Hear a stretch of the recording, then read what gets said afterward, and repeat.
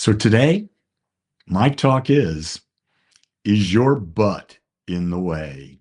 That's right. Is your butt in the way? And I know I've been out in the world and I hear people talking all the time, and they'll make a statement and then the word butt comes in. They'll make a statement and the word butt comes in. So I thought I'd explore that. I want to explore today why butt is actually a significant barrier. One that often reveals much more about our beliefs, our commitment, and our readiness for change than we might realize. Think about you making a statement. I am healthy, but I'm experiencing pains in my legs. You've just negated the fact that you said you were healthy. I'm abundant, but I sure would like more money. Do you see? It's a negate. I want that job. I know I'm qualified, but what do you really believe about that job? What do you believe that you said? Let's say, I am now a perfect healthy weight of X, but that's 50 pounds from now. Those buts are indicating what you really believe about yourself and what is your true commitment.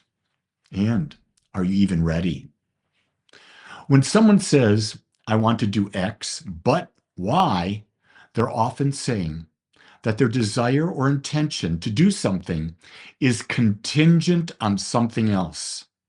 It's a conditional statement, almost like a footnote that says, I'd love to, but something else gets in the way.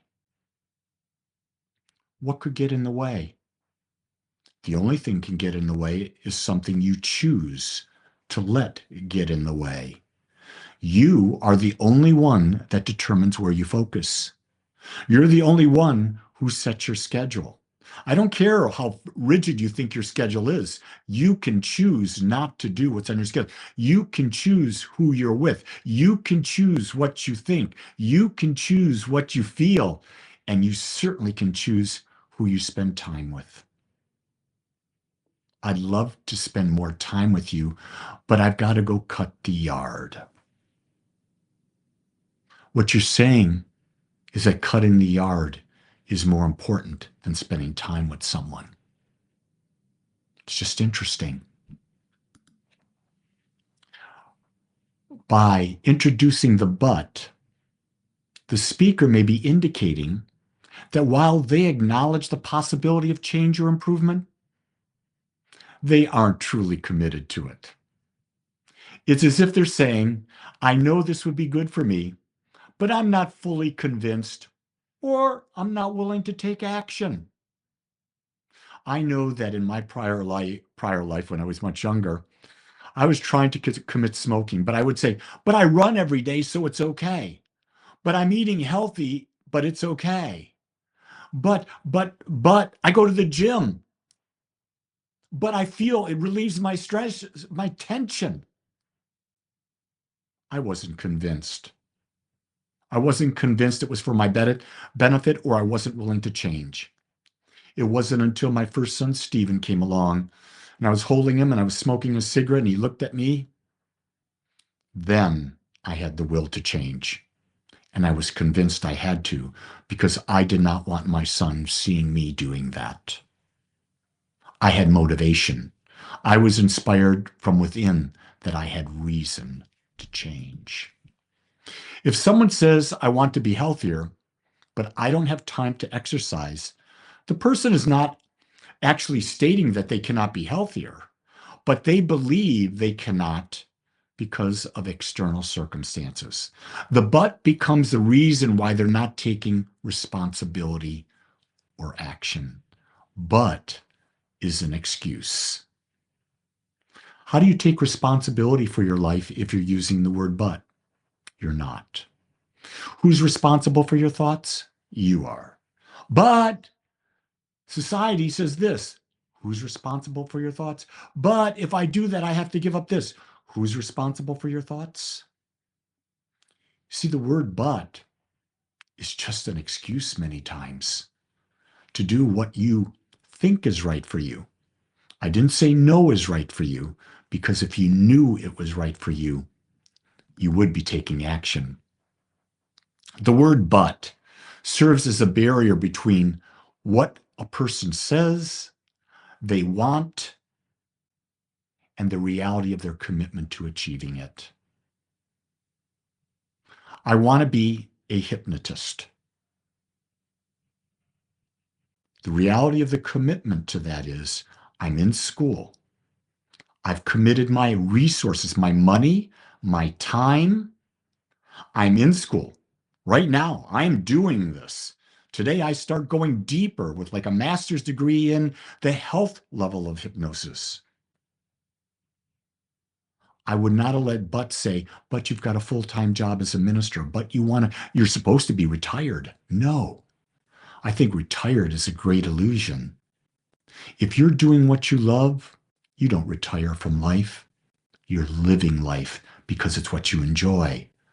I had to take the illusion out, the word but, that I couldn't be the minister of the Agape Spiritual Center and still take 40 hours of classroom time plus study time every week for a total, when I'm done, of 10 weeks, 400 hours. But you know what? I didn't say but. What I did was I cleared my schedule of what wasn't as important. I still meditate every day. I still spend time with my wife every day. I still go to the gym every day. I still walk the dog every day. The things that are most important to me, I didn't eliminate them. I eliminated those that weren't as important to me as becoming a hypnotherapist. You see, change is uncomfortable. It requires us to confront the unknown, to step out of old patterns, and to sometimes give up things that we feel comfortable with. It means embracing uncertainty and facing the possibility of failure. Often, that fear of failure is disguised in the form of the word but. That's right. I remember starting Agape. I had fear. I had fear of failure. I'd never started a spiritual center. I didn't have any funds. I didn't know where the people were coming from. We didn't have a place. And I said to myself, instead of making an excuse, instead of focusing on failure, what's the next step, positive step I can take toward my goal? First thing I did was pray. Second thing I did was ask a few select people that I felt connected with, would you like to join me on this journey? And I kept asking, what is the next step? And here I am, almost 16 years later, loving every moment of what I do. But I can't let the fear of failure. In COVID, I didn't let the fear of failure enter in. We kept on. Life has changed dramatically, but we don't fail. We move forward. You see, but indicates there's a part of a person who's not ready to let go of the old way. When you're not ready to let go of the way, it's simply easier to keep things the way they are, even those things that are holding us back. The but becomes a safe place to hide from the discomfort of growth and the discomfort of transformation. Too many times we want to feel comfortable. We're not meant to be comfortable. We're meant to be challenged. We have the infinite mind of the universe available to us. We have the power of our thoughts that create. Why would you ever want to sit still, stand still, if there wasn't fear of failure, if there wasn't an exact knowledge of who you are? You're not limited. You're only limited by your beliefs. What is the cost of living in a world of but? It's absolutely huge, because every time we use this word to explain why we can't or won't change, we reinforce the belief that we're powerless. We're actually denying our true essence, our true power. And what happens? The power within us is, yes, you are not powerful. We'll give you that life. Don't do that. I would advise stop using but. Start thinking ahead. You see, the more we make excuses using but, we're building a habit, and we feel less motivated to break out of our old habit. Over time, this cycle of building this habit will erode our confidence, deepen our self doubt, and ultimately leave us stuck in a place where we feel we're in quicksand and there's no hope of getting out. That's right. Excuses and building the habit of using excuses do that. Let that habit go. Start eliminating the word but and start finding that power that's in you. What if we used the word and instead of but? This simple change opens up the conversation, it acknowledges the challenge, but it doesn't let the challenge define the outcome. It signals that you are willing to take responsibility and do what it takes to move forward, even if the road ahead is not easy. Think about it this way.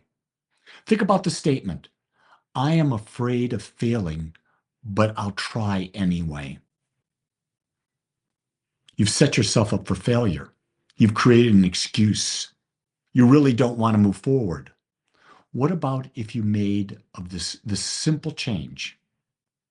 I'm afraid of failing and I'm moving forward. That's positive. That's powerful. Because when you are facing fear, the only thing you can do is to move forward. In fact, the only thing you can do in life is to move forward. But to move forward, you have to take your butts out. When we say but, we limit ourselves. We tell ourselves we don't have what it takes, or the situation is too difficult, or we're simply not capable of change. No matter how we look at life, change happens. And not when we wait for the perfect moment, but when we commit ourselves to action. There is never a perfect moment, or, in fact, the perfect moment is always now. So the next time you find yourself saying but, ask yourself, what do you really mean by it? Is it a true reflection of the reality you face? Or is it a hidden barrier that you've constructed to keep yourself from moving forward? Wouldn't you agree? It's time to get your butts out of the way.